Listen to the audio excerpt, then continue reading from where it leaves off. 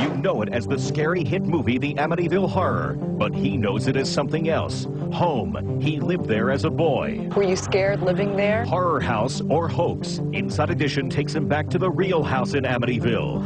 It is one of the scariest horror movies to hit the screens, and now the remake of the Amityville Horror is getting big audiences at movie houses.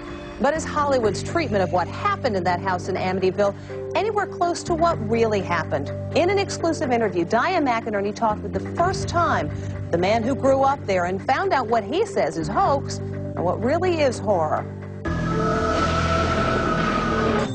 It's supposed to be based on a true story, a claim that's helped put the Amityville Horror at the top of the movie charts. But we spoke to someone who says Hollywood's treatment of the whole Amityville case is horrifying. I was absolutely disgusted with what I'm seeing. Christopher Quaratino is in a position to judge. As a boy, he fled this house with his mom and adoptive father, Kathy and George Lutz, starting the whole Amityville saga.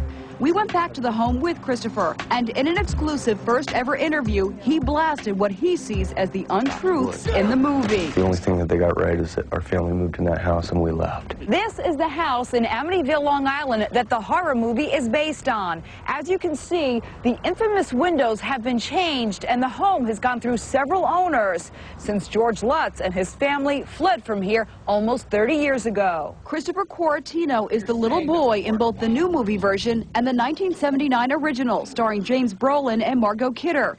But he says both movies are far from accurate. This scene, for instance.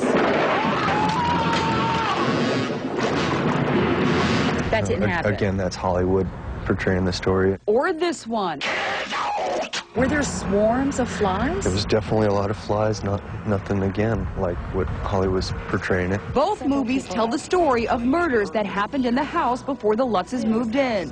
There was a crime, a murder. In the house? That part of the story is true. A man slaughtered his family, claiming spirits in the house told him to do it.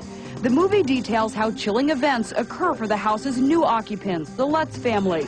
And although Christopher claims most of what happens in this movie is fiction, he says one scene does bear some similarity to life in the Amityville house. He says he did see a shadowy presence. It looked as large as a man and was heading towards me. Were you scared living there? At times, for sure, yes, very. Quaratino attributes much of the Amityville hype over the years to his adopted father. He claims Lutz exaggerated stories of the house being haunted to help write the book, which started the Amityville phenomenon. In fact, they're now suing each other. Maybe a judge can get to the bottom of what really happened in that house. Christopher Quaratino is planning his own documentary in which he says he will spell out what really did go on in the Amityville horror house.